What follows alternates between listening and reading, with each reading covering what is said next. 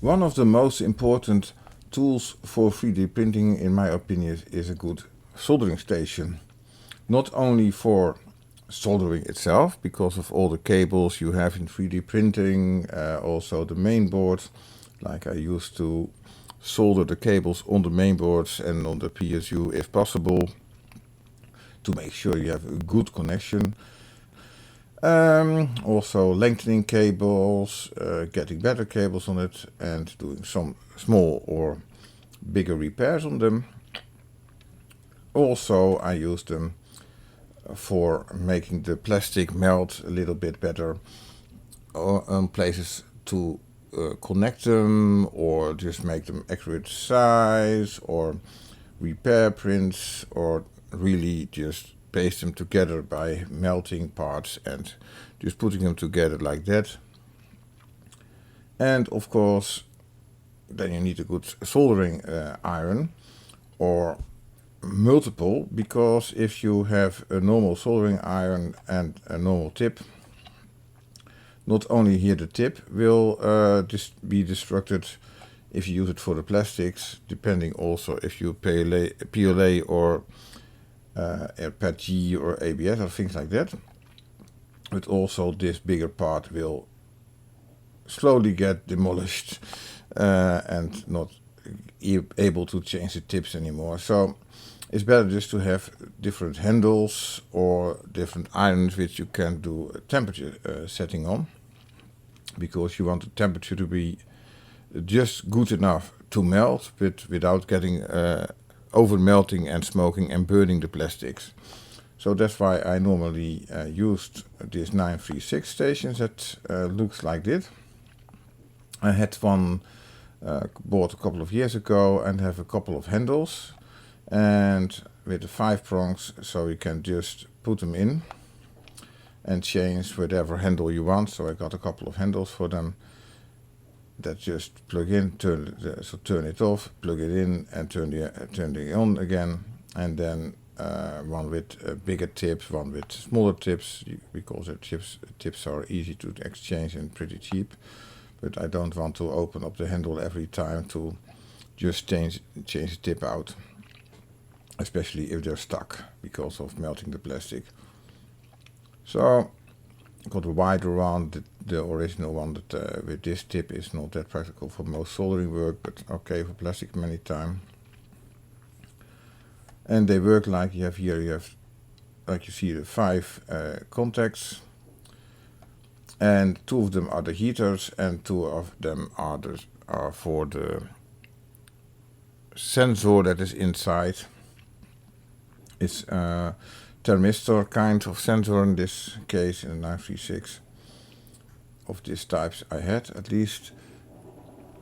And there's one ground pin, so this tip is all grounded, so to make sure that if you have a problem, then you're still safe when you touch this or touch the electronic parts, and you're not blowing up the electronic parts because of the full mains if you have a problem on it. So that's why there are 5 pins.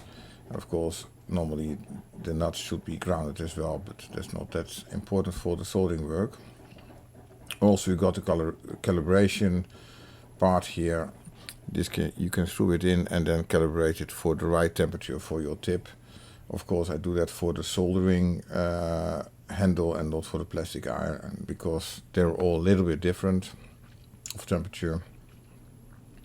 So I just use that. Okay, so my old one, I made a mistake and it was kaput. So I need a new one pretty swiftly of the station. So I went online again, and on the place where you find them in many places, many shops have them, at least they're listed. I got this shop there, and they said, okay, it was there listed at 10 days delivery, which I think should be okay. It was not that fast, but really not that long, and okay, I choose that one. It looks okay, the good type, with the 5 prongs, exactly like I expected it to be, like my old one. So I go there. It says big power, high quality, 600 watts, 936 soldering station, electric solder, LED, so the LED is blinking when it's on. Okay, this looks okay. I don't need extra tools. One handle will be okay, extra, and I don't normally need the extra handles actually because I got a couple of them. And 600 watts, that seems to be very much, but okay. It says also says here a rapid heat up temperature and lightning fast thermal recovery. So yeah, it should be using the whole power then for just like an instant second of a second, and then just beating up temperature again. So that looks to be very good. Better than the old one that only was 60 watts. Okay, Celsius and Fahrenheit temperature setting. Yeah, you got two listings here on the dial, two colors, and then you can just see what it is. So yeah, that will work. And there are insulated and ergonomic designed for ease and comfort. Yeah, like the all. And you can have multiple irons. Okay, yeah, I got a couple of them. 220 to 240 volt, 24 volts, 600 watts. Yes, this should be the one that I expected to be working with. Pretty much what I wanted. I go like to the current page of them now. So the shop I got it was Pro Repair Tool Store. Okay, it was not expensive. I will see what it is at this moment. They don't say the 10 days at the moment anymore. Although 70 is just now it's just average expected delivery. Then it was like 10 days was for sure. Okay, and it was free shipping. So for this price, that looks to be pretty okay. And they got other ones as well, like you see here. They got with the tools with it. This is the same. It looks like it on the first ping, but they got extra tools. Other ones, other models with electronic systems. It can be handy, but nah, not for me. It's because then you have to press all these small keys every time to just set the temperature instead of dialing it in. So I bought this one, and I hoped it will be there in the 10 days. And then already it got a problem because it didn't get there 10 days. It was getting much longer, so I already bought a new one for another seller that was much easier to get. But at the end, a bit later than expected, I got this 936 delivered as well, and I will show you a bit more about this one. This is really in the form of how bad can you make it. So first, this is not the same station as was listed. It comes here with this plug, an adapter. It just has a pretty loose contact on the ground, and only when wiggling then sometimes make contact. I tested this with a multimeter. This is life threatening. Then this is only 3 pins instead of the 5 pins that are shown in the pictures that we had online. So this is very difficult to use with the other ones that I have. Okay, here you got the holder. That looks okay. I guess it will work. And this is the box it came with, so it was at least protected. So to show you the ground issues, so like here you hear it making contact, but now I go to the earth contacts when it's even plugged in. No contact at all. Also not on this.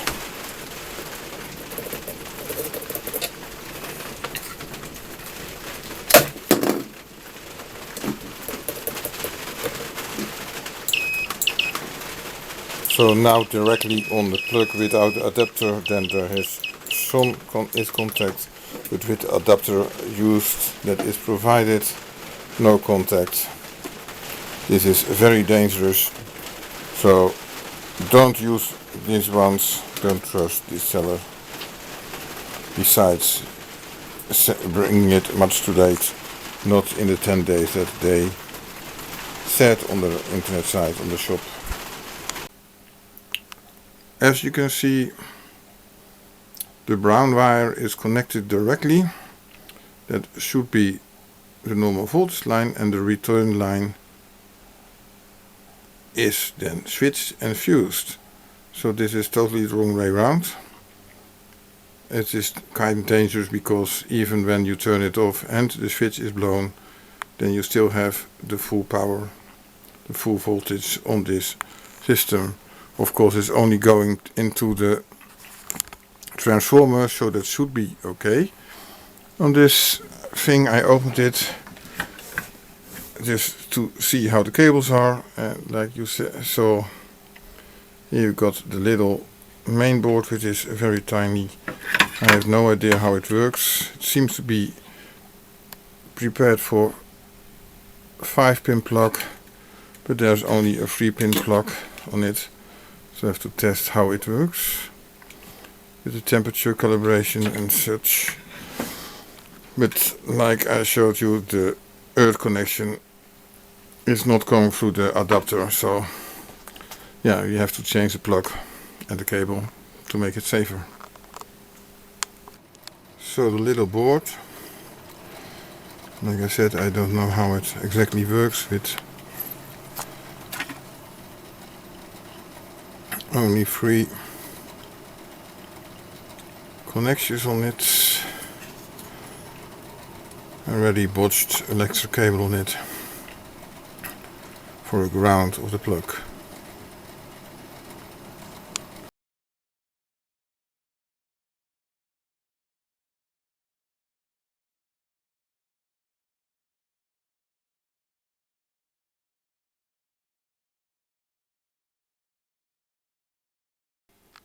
So on the little board I directly soldered the cables on, and I also botched a LED simply with a resistor of 2K to get it to light, so I can always see when, at least when it's turned on.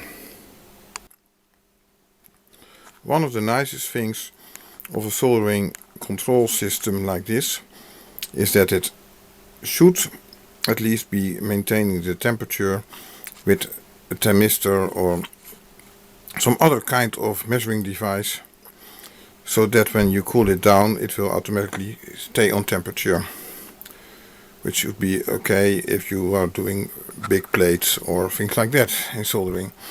So now you saw it blinking. It had been standing there preheating for more than 10 minutes.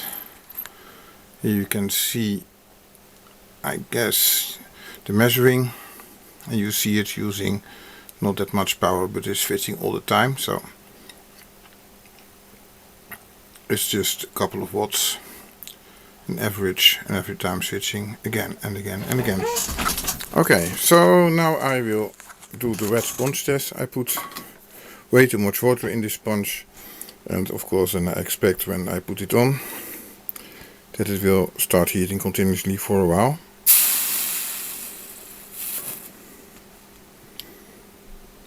And should regain.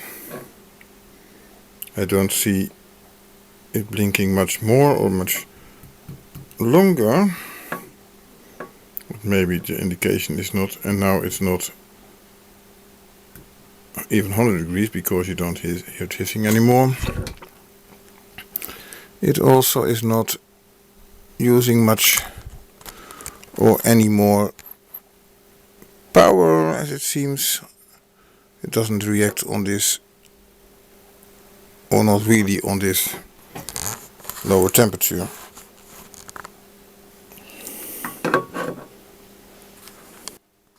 Okay, now I've set it to 250, which should be a quite reasonable temperature for soldering normally. I did not check or change the calibration, so this is still stock. It now is using a bit more power than average, which is still in pulses, so very hard to see. And now let's see if it will at least melt a bit of solder.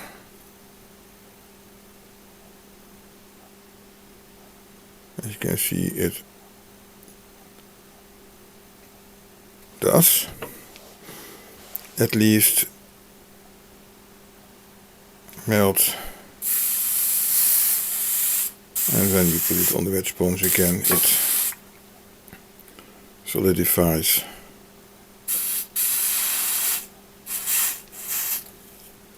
And does not regain fast. I've had some other 936 stations and they regain fast. Also with 3 wires, or that means 2 wires plus earth, is possible, because the T12 for example also uses that system. But that regains the temperature really fast. So now, because of the blinking, I guess it would be on temperature. So I got here a temperatures thermometer especially for soldering irons, and without any other calibration. On 250 it says, or maybe a bit more on the indication, it said 264, 65, 66. So that is pretty close. Probably with a little calibration we'll get it even closer. 270 on the same setting. It grows, it grows. It does look just like a normal, so now it's 270 at the same setting. So that's not that accurate, but maybe that will be coming back calibration. So now I have it set to 350 degrees, which is of course still a pretty normal temperature for soldering.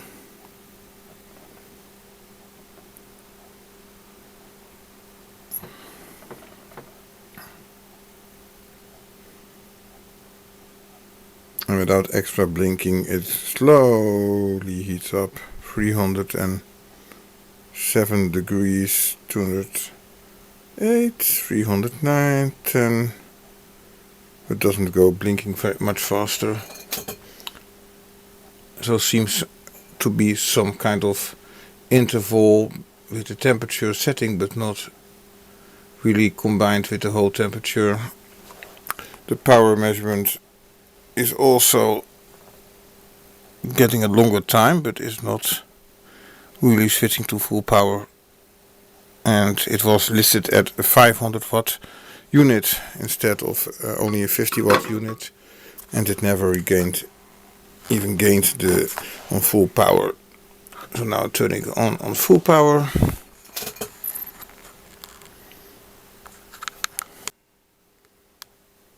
And now it's even doing almost 60 watts. This is actually 230 volts here instead of 220 that it probably would work better at, but I tried also 220 is doing the same thing because it's just a simple transformer. So now it just has a little bit more power, so probably can go a little bit higher in temperature. So now it has been on quite a long time on this high setting, maximum setting, so that should be, if you can believe the display, it should be a bit more than 500 degrees, which is quite a lot. So let's see if it really is gaining a lot of high temperatures. Probably is.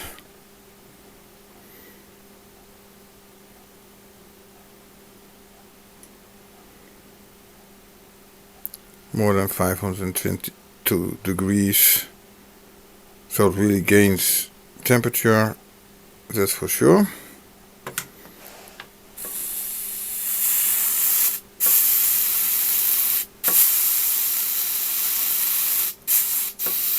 It doesn't really seems to be that effective. Now you see it.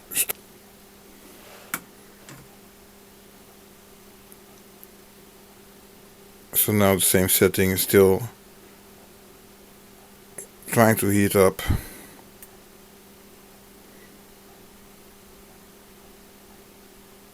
Slow it to 400 degrees, 411. So it takes quite a long time to regain temperature, but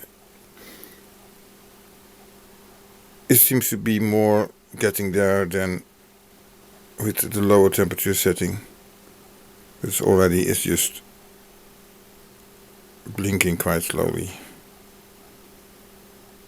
On the video you see it even extra blinking more than what you see in real life.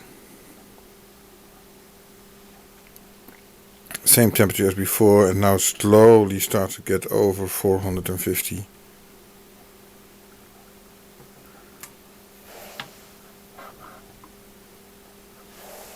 Now putting it back at 350. So you would expect it not to still gain in temperature.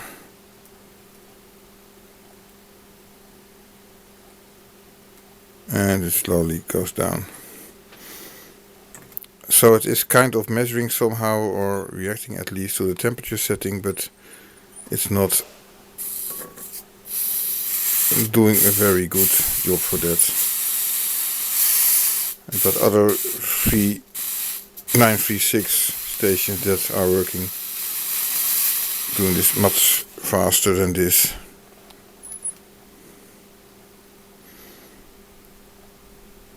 I mean, when you're doing big round plates soldering, this is not the best variant, but of course it was not the most expensive one, although I bought this one especially because it listed as being fast delivery, 10 days delivery, and it didn't. It was there in a couple of months, so yeah, it was shipped in 10 days, yes, and not here. So 10 days delivery was not really 10 days in this case. Other deliveries from the same kind of sellers on Ali did get it in a couple of days, here less than a week. It was there also shipped from Poland, or at least ordered from in China. So they got it delivered from a warehouse somewhere in Europe, and this firm somehow didn't. So now let's have a little look at this grip. 907, like it says, it is different than the normal ones, and here you have a kind of a cartridge system instead of the usual one with a little circuit board. And you can see there are places for 5 contacts, but only 3 of them are used. And here we have the 3 contacts. One is the earth or the ground, and the other ones are probably heating combined with some sensor system. So putting it back together, it's kind of the same system as on the usual 907.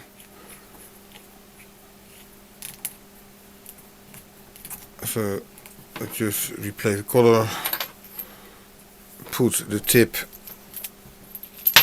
in the holder,